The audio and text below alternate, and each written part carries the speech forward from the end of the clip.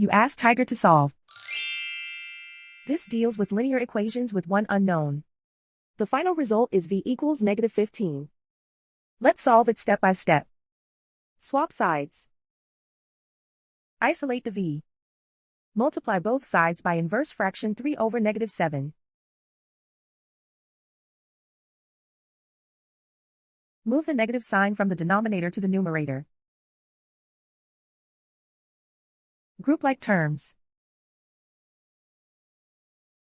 Multiply the coefficients. Simplify the arithmetic.